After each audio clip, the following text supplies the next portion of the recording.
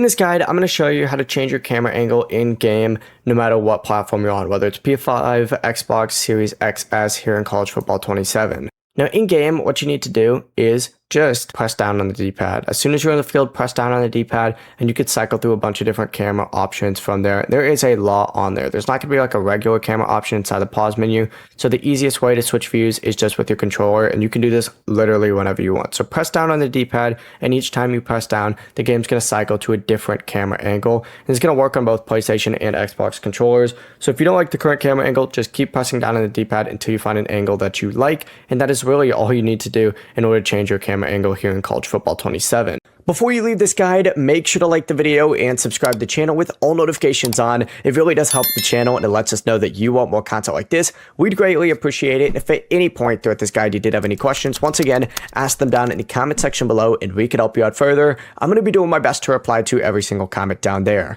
Have a great rest of your day though. Peace.